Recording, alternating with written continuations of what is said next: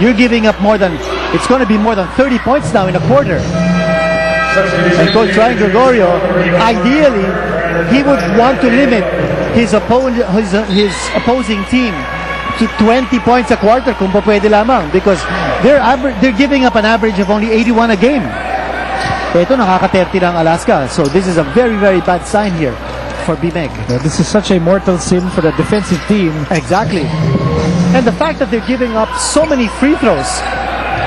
We're talking here of 15 out of 16 free throw shooting for Alaska, while BMEG has gone to the line only 4 times and they've scored twice.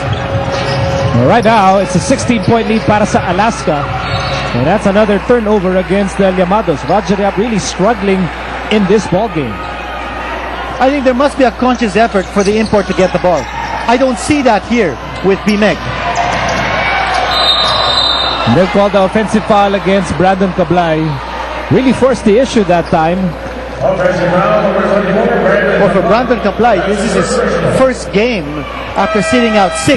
So, he's over-eager. Na-excited. Oo. Finally, nakakalaro si Brandon Cablay. Sabi ni Cablay, intindi nyo na lang ako. So 2 seconds to go. Artadi has it. Runner! No. At the end of the opening quarter, the Alaska Aces lead by 16 points, 31-15, led by the 10 points of Diamond Simpson and the 9 points of Cyrus Baguio. It's a rainy evening here in Metro Manila, and we'll be back with the second quarter after these.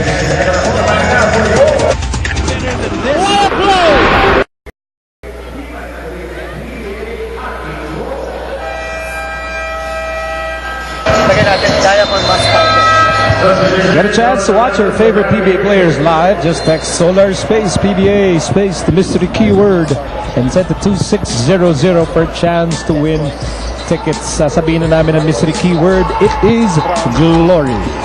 Glory, glory, glory.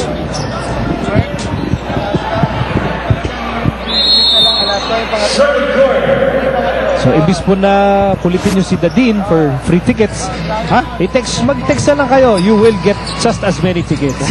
You probably get better tickets than from Dadin anyway. I think so. I'm only good for general admission.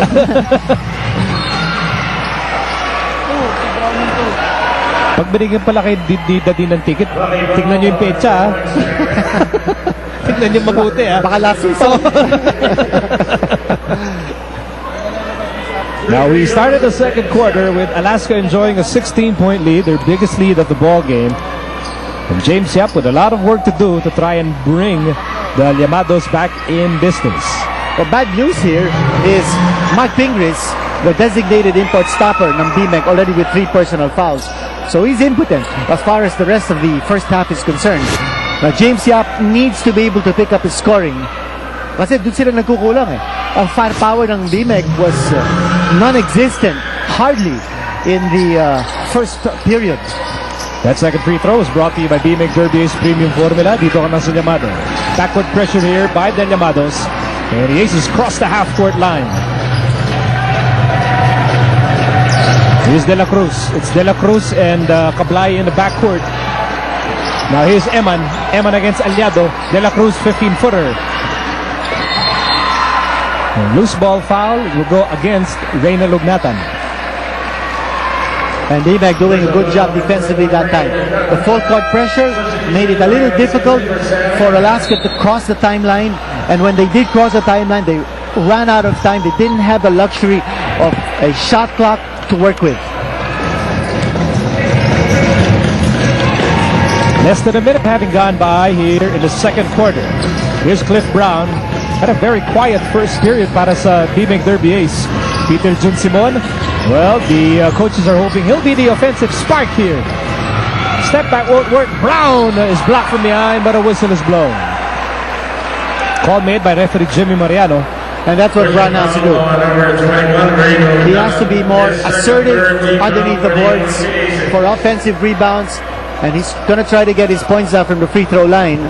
Eh kanina nakita natin nagbabad yung bola sa kanya. He was way up top of the key. He didn't make a move to the basket. He looked to pass, but the ball stayed with him for about 4 or 5 seconds. That's too long for any one player to hold the basketball outside of his shooting range. Cliff Brown averaging close to 19 points per game, also averaging 15 rebounds per contest. Now, it's important for Brown to also move without the ball. Kanina nakita natin, no? Accepting the ball from top of the key and not getting any movement from him is going to stall the offensive set ng BMEG. Well, for more on BMEG, let's go to Patricia. Well, in between quarters, Coach Ryan said that 31 points is too much. He wants his team to have more motion and to go inside. Now, he added that they must stop fouling and play disciplined denial. Now, he says they have to make their free throws, limit their own turnovers, and they'll be fine. He closed it off by telling them to have more energy on the floor. Miko? Well, that is so true. BMEG giving up 16 free throws to Alaska in that opening quarter. Now, meantime, here's Artadi over to Simon. Shot clock winding down. Here's Artadi, baseline. That shot was partially blocked. And ferocious action under the basket. New shot clock for BMEG Derby Ace. And Artadi's reverse layup won't work. And Kablai slowing things down. Here's De La Cruz. And now Simpson is in motion. But the ball goes to Fonacher. And now they dump it inside to Kablai against Peter Jun Simon.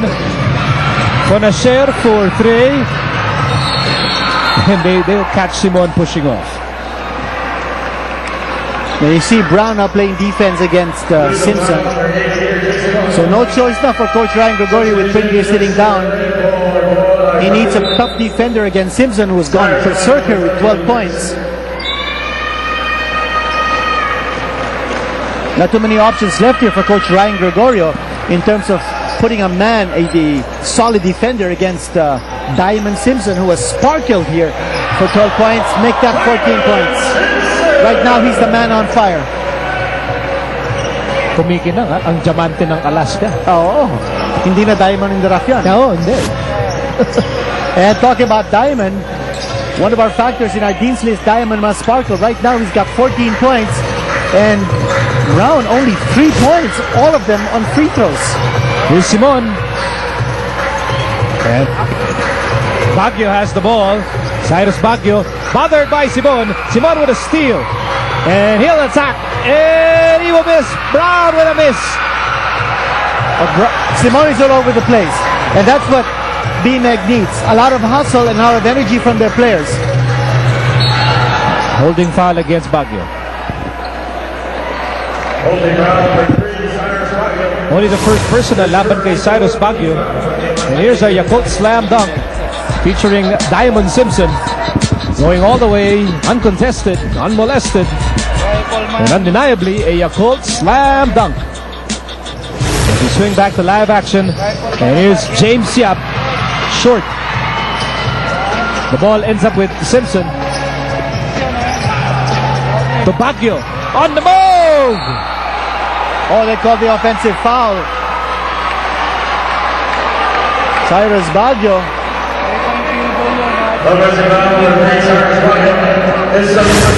That deserves a second look. You watch it here. Here's a lead pass coming from Kablai.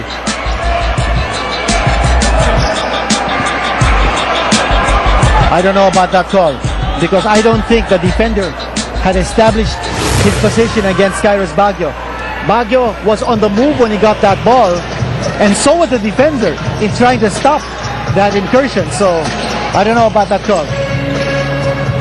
So Chris Timberlake is now the quarterback para sa Llmados. James Yap, leaner won't work. Last touch on Alaska. 7 seconds on the shot clock, 7 seconds to shoot. So BMEG Derby Ace with 7 seconds to work with.